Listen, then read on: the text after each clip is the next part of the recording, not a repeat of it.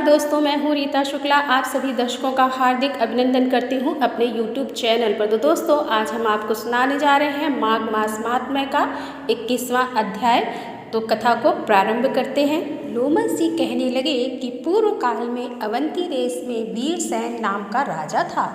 उसने नर्मदा के किनारे राजसूय यज्ञ किया और अश्वमेध यज्ञ भी किए, जिनके खंभे सोने के बनाए गए। ब्राह्मणों को अन्न का बहुत सा दान किया और बहुत सी गाय, सुंदर वस्त्र और सोने के आभूषण दान में दिए। वह देवताओं का भक्त और दान करने वाला था। भद्रक नाम का एक ब्राह्मण, जो अत्यंत मूर्ख, कुलहीन, कृषि कार्य करने वाला, दुराचारी तथा अधर्मी था, वह भाई बंधुओं का त्याग हुआ इधर उधर घूमता हुआ देवयात्रियों के साथ प्रयाग में आया और माघ में उसके साथ 3 दिन तक स्नान किया। वह 3 दिन में ही निष्पाप हो गया। फिर वह अपने घर चला गया। वह ब्राह्मण और राजा दोनों एक ही दिन मृत्यु को प्राप्त हुए। मैंने इन दोनों को बराबर इंद्रलोक में देखा। तेज, रूप, बल, स्त्री, वस्त्र और आभूषणों में दोनों समान थे। ऐसा देखकर उसके महात्म्य को क्या कहा जाए। राजसूय यज्ञ करने वाला स्वर्ग को सुख भोग कर फिर भी जन्म लेता है, परंतु संगम में स्नान करने वाला जन्म मरण से रहित हो जाता है।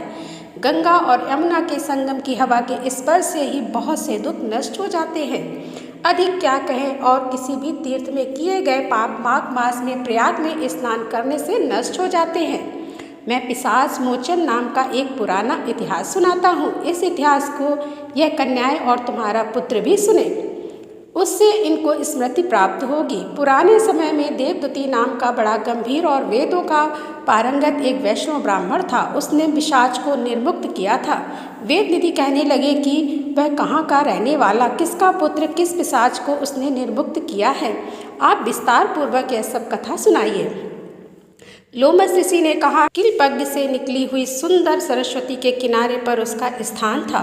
जंगल के बीच में पुण्य जल वाली सरस्वती बहती थी। वन में अनेक प्रकार के पशु भी विचरते थे। उस ब्राह्मण के साप के भय से पवन भी बहुत सुंदर चलती थी और वन चैत्र रथ के समान था। उस जगह धर्मात्मा देवदूती रहता था। उसके पिता का नाम सुमित्र था और वह लक्ष्मी के वरदान से उत्पन्न हुआ था। वह सदैव आत्मा को स्थिर रखता, गर्मी में अपने नेत्र को सूर्य की तरफ रखता, वर्षा में खुली जगह पर तपस्या करता, हेमंत ऋतु में शाश्वत सरोवर में बैठता और त्रिकाल संध्या करता। जितेंद्रिय और सत्यवादी भी था। अपने पाप गिरे हुए फल और पत्तियों का भोजन करता तथा उसका शरीर सूख कर हड्डियां मात्र रह गई थी। इस प्रकार उसको तप करते हुए वहाँ पर 1000 वर्ष बीत गए। तप के प्रभाव से उसका शरीर अग्नि के समान प्रज्वलित था। विष्णु की प्रशंसा से भी वह सब कर्म करता था। दधीचि ऋषि के वरदान से ही वह श्रेष्ठ वैष्णव हुआ था। एक समय उस ब्राह्मण ने वैशाख के महीने में की एकादशी को हरि की पूजा कर उनकी सुंदर स्तुति तथा विनती करी। उसकी विनती सुनकर भगवान उसी समय गरुड़ पर चढ़कर उसके पास आए। चतुर्भुज, विशाल नेत्र, मेघ जैसा स्वरूप भगवान को स्पष्ट देखकर प्रसन्नता के मारे उसकी आंखों में आंसू भर आए और कृत्य होकर उसने भगवान को प्रणाम किया। उसने अपने शरीर को भी याद न रखा और भगवान के ध्यान में लीन हो गया। तब भगवान ने कहा कि हे देवदूती, मैं जानता हूँ कि तुम मेरे परम भक्त हो। मैं तुमसे अति प्रसन्न हूँ।